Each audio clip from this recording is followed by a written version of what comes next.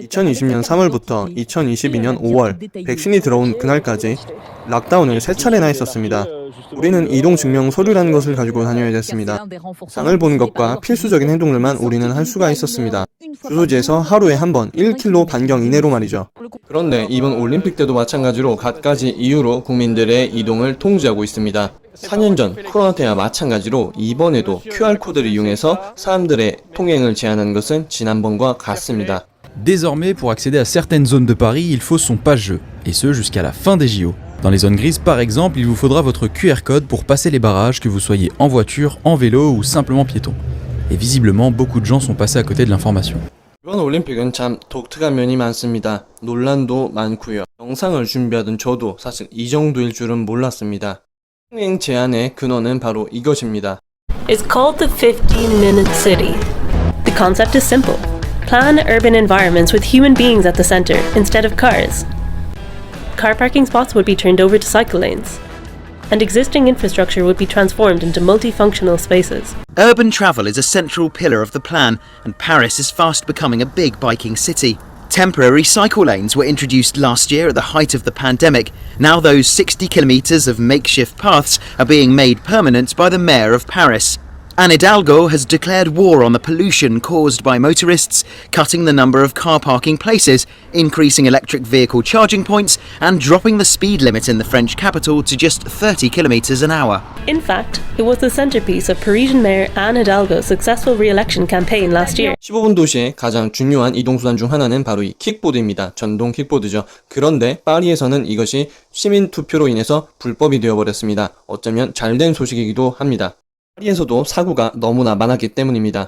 La route, il faut toujours être attentif aux bêtises qu'ils vont faire. Quand on s'arrête au feu rouge, eux, ils continuent. Ils roulent beaucoup trop vite. Ils voient pas du tout les dangers. C'est pareil. 새로운 도시를 추진하는 파리에서 없어서는 안 되는 자가용은 바로 이 트로티네트입니다. 그런데 이것에 대한 찬반 투표가 열렸습니다. Alors aujourd'hui, c'est une votation citoyenne, donc une question qui est posée pour ou contre les trottinettes en libre service. C'est la première fois que tout le territoire parisien on fait une votation comme celle-ci. Je vous invite à prendre un bulletin de chaque. À voter et vous signez par la main. 파리 시민들은 이렇게 투표로 혁명을 이뤄냈습니다. Trop lourd, trop imposant, trop polluant. Le SUV n'est désormais plus le bienvenu dans les rues de la capitale. Résultat d'une votation citoyenne organisée hier à Paris. 54,5% des votes en faveur d'une forte augmentation du prix de stationnement pour ces véhicules. Un scrutin avec une faible participation, 78 000 Parisiens se sont déplacés sur 1,3 million. C'est un très bon résultat, surtout Paris. Et nous, ça nous réjouit parce qu'on va pouvoir continuer cette politique ambitieuse, dynamique, avec toute cette équipe-là autour de moi, dont je suis très fière aussi. Concrètement, le prix du stationnement pour ces véhicules va tripler, de 4 à 12 euros entre le 12e et le 20e arrondissement, et de 6 à 18 euros dans l'hypercentre. 놀랍게도 현재 프랑스에서 사용되고 있는 경찰차는 모두 SUV 차량들입니다. 프랑스 경찰들은 주차도 아무렇게나 하며 차가 막힐 때는 사이렌을 켜고 질주를 하기도 합니다. 더 웃긴 것은 프랑스 대통령은 디젤 SUV를 탄다는 것입니다. 파리올림픽 선수촌 숙소에는 에어컨이 없습니다. 요즘 올림픽에 대해서 사람들은 이렇게 말합니다. 프랑스가 올림픽에 투자를 하지 않는다. 사실 그게 정답입니다. 여러분들 중에도 수많은 분들이 탄소 중립을 찬성한 분들이 많으시겠지만 이렇게 가난하고 초라하게 사는 것이 바로 탄소 중립의 현실입니다. 프랑스는 그것을 천명했습니다.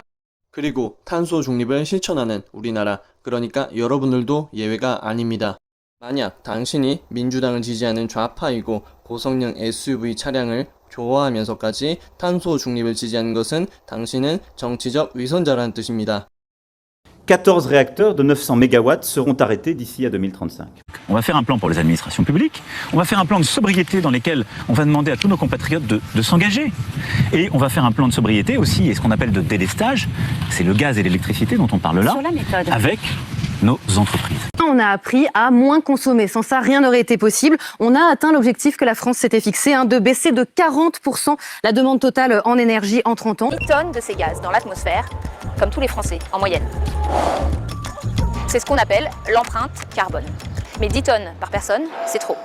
pour limiter le changement climatique, il faudrait que tout le monde descende à 2 tonnes d'ici à 2050. Mais pardonnez-moi, mais nos déplacements, nos vacances, nos loisirs, tout ça, au fond, ne peut pas continuer comme on le fait aujourd'hui. 서민들의 시내 이동조차도 제한이 되는데 해외여행은 가능하겠습니까? 안 되죠. 그 15분 도시의 목적은 사람 중심 그리고 지속 가능하고 그리고 지역 간의 불균형을 해소하고자 하는 그 목적으로 지금 15분 도시 계획을 구상하고 있는데 사실 교통이라든지 생활 환경 인프라 같은 경우에도 제주도는 굉장히 어렵습니다.